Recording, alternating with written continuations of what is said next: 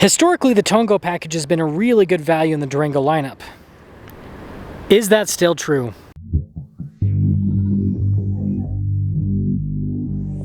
The Ken Garff Dodge Ram Jeep Chrysler here in West Valley is providing us with this Durango GT Tow & Go. This one's available for sale. I'll include a link to their website in the description down below. If you need any help, have any questions, ask for Ezra.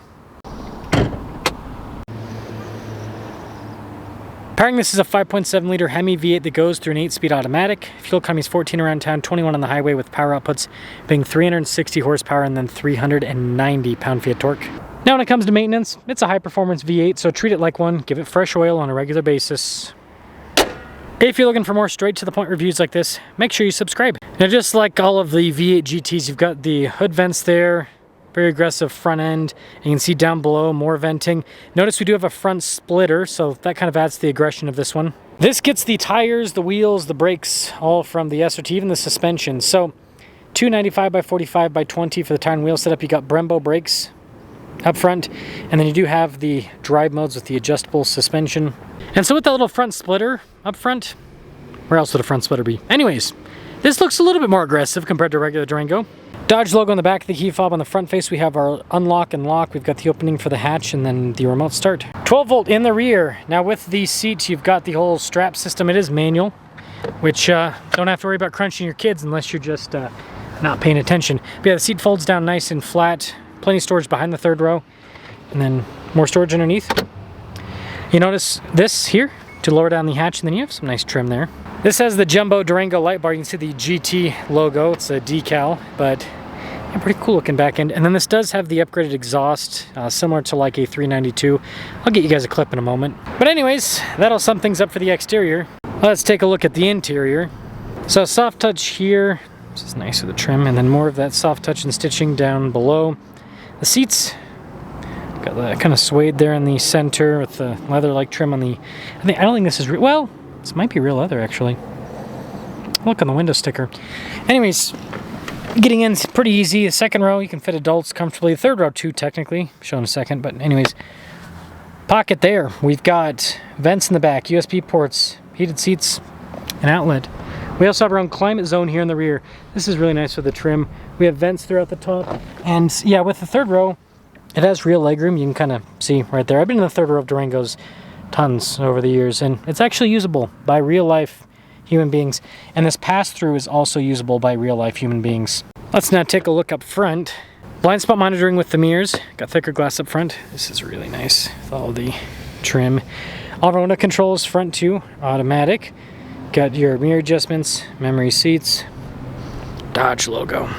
You got the same kind of suede setup, lumbar support, power adjustments, and then you get your light controls, automatic too. And then this one has the fancier dash trim with the stitching. And let's start it up. Durango! So the steering wheel's got perforated trim on the other side, paddles. We also have radio controls in the back. We've got regular cruise with adaptive. Got your phone controls, voice command controls, controls for the center in general. And yeah, it's not full digital, it's only partial. You can change the information. I like how we have the road and track page, the RT page, even though this is a GT.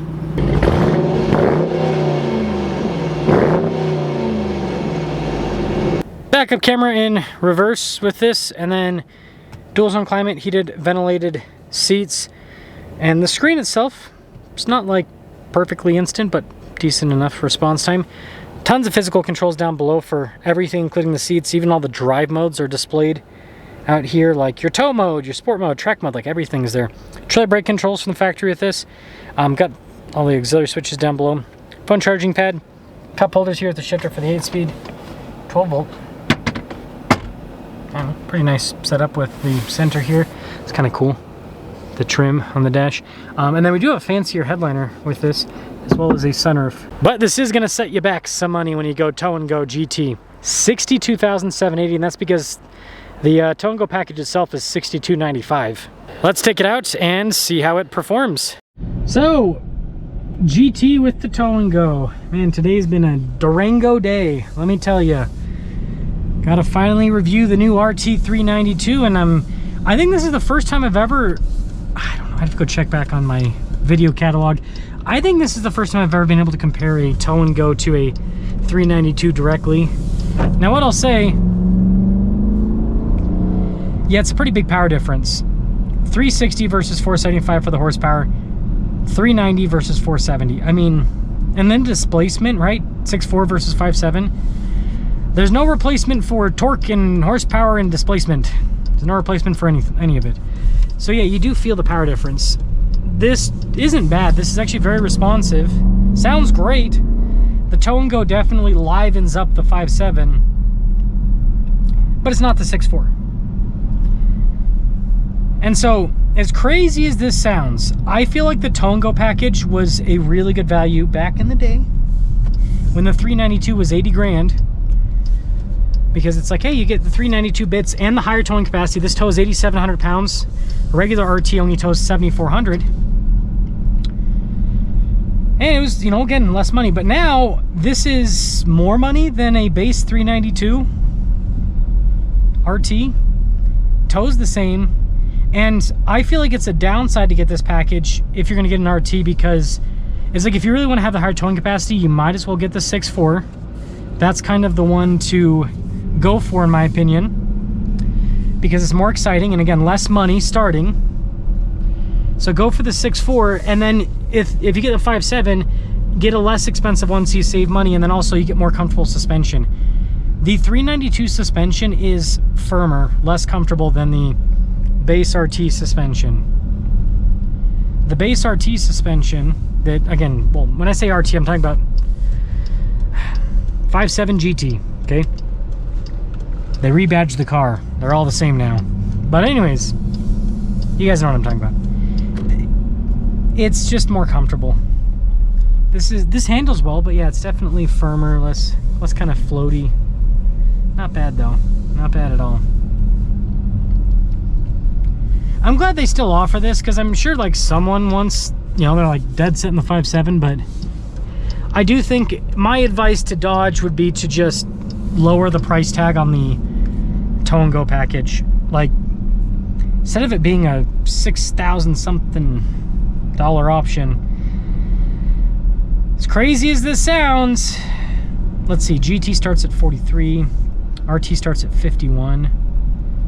And the RT is going to come with everything standard. It comes because it's 392.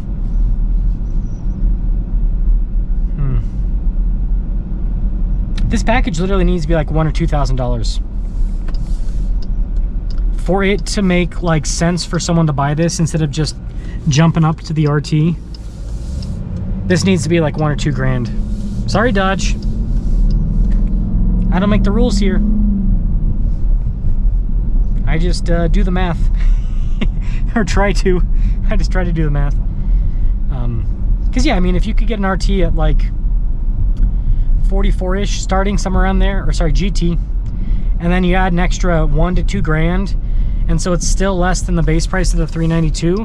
That to me makes sense. Like, that to me is like, yeah, I'll get the 392 suspension and towing capacity and everything, and I'll pay a few thousand less. But if I get a GT and put this on it, I'm gonna be over, like, you're pretty much, yeah, you're gonna be like at that same $51,000 price tag. So it's like, why would I buy? Sounds good. Yeah, it's like, why would I buy this when I could get that? So that's 6.4. I mean, I appreciate Dodge for doing that, but man, has that muddied the Durango lineup a little bit when it comes to the value proposition. It's like, you basically either, unless you get a monster discount on a GT, it's like you either get a base model GT or you get an RT. It's like getting a loaded up GT versus a base model. I mean, maybe some of you want the features, I get that, but I don't know. Let me know your thoughts. Let me know your thoughts. I think the Tow and Go is cool. It's just that now that they brought down the 392 price, which, good job Dodge for doing that, it does make the Tow and Go less of an appealing package. Because I mean, I'd rather, even if I have to wait, I'd rather get the 392.